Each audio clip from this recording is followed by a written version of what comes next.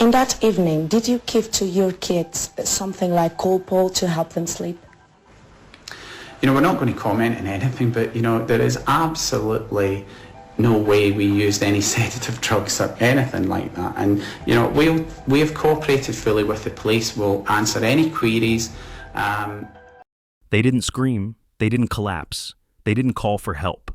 On the night of May 3rd, 2007, in the picturesque seaside resort of Praia da Luz, Portugal, a 3-year-old girl named Madeleine McCann vanished. But from the very first moments, something felt off. There was no chaos, no cries echoing through the streets, no desperate parents tearing the world apart to find their daughter. Instead, there was stillness, composure, control. This wasn't just a case of a missing child. It was the beginning of a silence so orchestrated, so immovable, it buried the truth deeper than any grave could. Today we are not here to retell the story we were fed. We're here to uncover the story that was buried, a story that doesn't begin with a kidnapping, but with a decision, a choice, a moment of panic that didn't explode, but calcified. Madeleine didn't vanish into the night. She was lost long before the search began. Madeleine Beth McCann was born on May 12, 2003, in Leicester, England. A bright, bubbly little girl with big blue eyes and a smile that lit up every room. She was the eldest child of Kate and Jerry McCann. Her parents, both medical doctors, were respected professionals, well-educated, middle class, and seemingly the image of the perfect British family. At the time of her disappearance, Madeleine was just a week away from her 4th birthday. She was on a family holiday in Praia da Luz, Portugal, along with her younger twin siblings and a group of close family friends, often referred to as the Tapas 7. Each evening, the adults would dine together at a nearby tapas bar, while the children slept unattended in their apartments, just a short walk away. It was a routine, a ritual, one they had come to rely on, night after night. Madeleine was reportedly last seen alive by someone outside her family the morning of May 3rd. But from that point on, no independent witness would ever truly confirm her presence. No photograph, no video, just the accounts of those closest to her. She was 3 years old. She loved her cuddle cat toy, enjoyed stories at bedtime, and had just learned to write her name. She should have had a lifetime of school days, birthdays, and beach trips ahead of her. But instead, she became a photograph, frozen in time, her face printed on posters and flashed across the world. A face without answers. And behind that face, silence.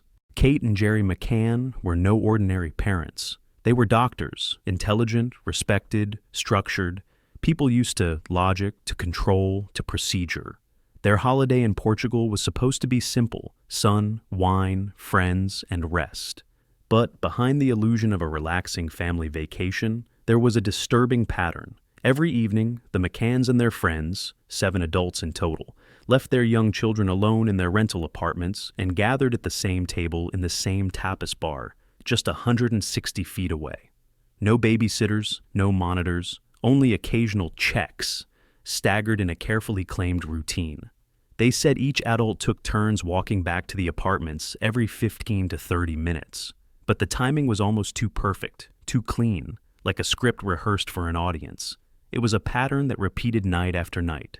And on the evening of May 3rd, 2007, that routine shattered. At 10:00 p.m., Kate McCann allegedly returned to the apartment to check on her children and found the window open, the shutters lifted, and Madeleine gone. But there were no signs of forced entry, no cries, no struggle.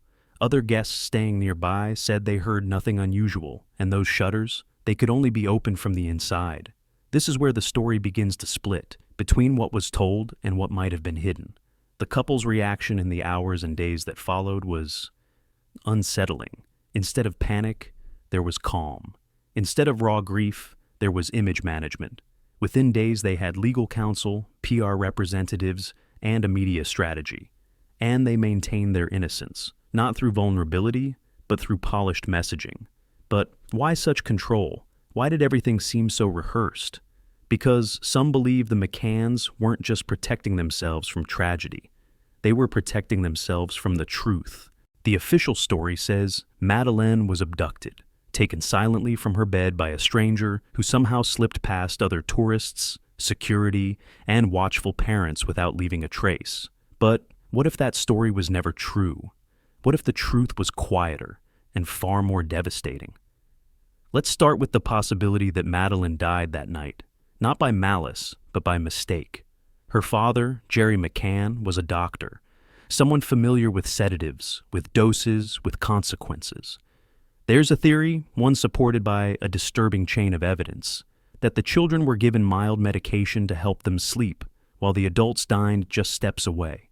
If that's true, one miscalculation could have been fatal. Imagine, Madeleine wakes up groggy, confused, alone. Maybe she tries to get out of bed, peers through the window hoping to see her parents. She climbs the couch, loses balance, then falls. A single moment, a tragic, irreversible fall. Then Jerry finds her, not asleep, not breathing, and instead of a scream, silence. There was no call to emergency services, no panicked shout. Instead, Jerry called Kate, and together they made a decision that changed everything. They wouldn't report it, they wouldn't confess, they would cover it up. From that moment forward, every move appears calculated. The blue tennis bag, large enough to carry a child, vanished. The cuddle cat toy, later confirmed to carry cadaver scent, was handled often, maybe to control the narrative. A neighbor reported seeing a man, resembling Jerry, carrying what looked like a small, barefoot child past 10 p.m. That was not the behavior of grieving parents. That was the beginning of choreography. They didn't try to save her. They tried to erase the moment she was lost. When the Portuguese police began their investigation, they didn't expect to be met with silence, confusion, and resistance. But as time passed, the focus shifted away from strangers and shadows and toward the people who were closest to Madeleine that night. A crucial turning point came with the arrival of two specially trained British sniffer dogs, one to detect the scent of human remains, the other to detect blood. These were not ordinary animals. They had helped solve murder cases across Europe. And in August 2007, they were brought into the McCann's world. What they found was chilling. The dogs alerted to the wardrobe in the parents' bedroom, to Kate's clothing, to Madeleine's beloved toy, Cuddle Cat, to the key fob of a Renault Scenic the McCanns rented weeks after Madeleine's disappearance, and most damning of all, to the trunk of that car. There were also traces of blood found in the trunk, later said to contain a partial DNA match to Madeleine. And yet, instead of answers, the public was given explanations. Maybe it was dirty diapers, maybe old meat. But cadaver dogs don't alert to trash, they alert to death. Then came the blue tennis bag, a bag seen in the McCann's possession before May 3rd, one large enough to conceal a small child. After that night, it vanished. When questioned, the McCanns denied ever owning it, denied despite photographic proof. Even stranger, Jerry had once written a blog post about replacing a fridge, personally removing it from a rented villa and taking it to a dump. That post was later deleted. In isolation, a missing fridge might seem irrelevant, but in the context of a potentially concealed body needing cold storage in Portugal's heat, it becomes sinister. This wasn't the story of a frantic search for a child. It was the unraveling of a carefully curated version of events. The investigators began to suspect that Madeleine had died in the apartment and that everything after was part of a cover-up. But then, the pressure came. Gonçalo Amaral, the lead Portuguese detective, was removed from the case. His book, The Truth of the Lie, was banned. The media shifted tone, and the McCanns lawyered up. The investigation had not just hit a wall, it had been buried under it. From the very first hours after Madeleine disappeared, the case didn't unfold like a typical missing child investigation. It escalated, fast, loud, and political. Before Portuguese authorities could even issue a formal request, British diplomats, media handlers, and government officials were already involved. The McCanns, just days into their ordeal, secured top-tier legal representation, public relations experts, and even Clarence Mitchell, former head of the UK government's media monitoring unit. Why? Why such urgency? Why such power? Because this wasn't just a tragedy, it was being managed like a crisis campaign. The media was saturated with one narrative. Madeleine had been abducted. The McCanns were heartbroken victims. And anyone who questioned this version of events, be it journalists, online investigators, or even the Portuguese police, was swiftly labeled a conspiracy theorist or worse, cruel. Every criticism was shut down. Every contradiction dismissed. When cadaver dogs raised alarm, unreliable, they said. When inconsistencies in timelines emerged, misremembered details.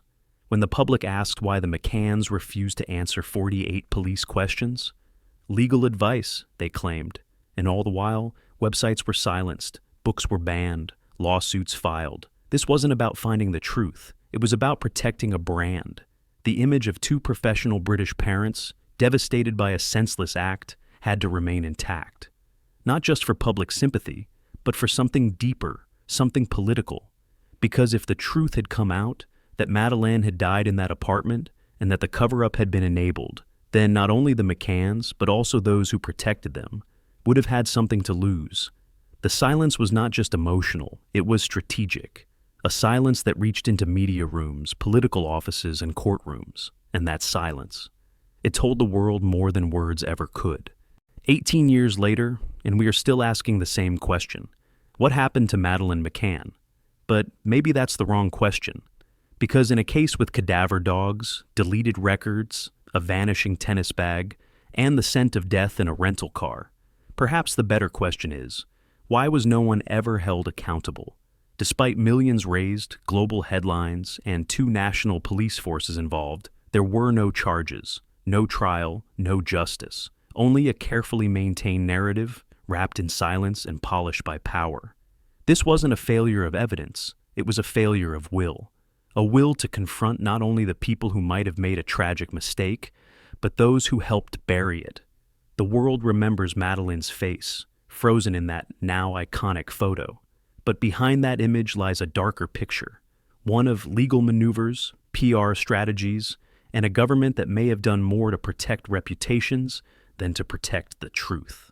The blog post about the fridge, deleted, the tennis bag, gone, the timeline, too perfect to trust. The questions, never answered. Silence became a fortress. And for those who stood behind it, that silence worked. But for Madeleine, it didn't. She didn't need a campaign. She didn't need branding. She needed the truth. And today, we still owe her that. Not by chasing shadows or inventing villains, but by refusing to accept the comfort of silence over the discomfort of truth. Because if we stop asking questions, if we stop connecting the quiet, inconvenient clues, then the truth doesn't just stay hidden. It disappears, just like she did.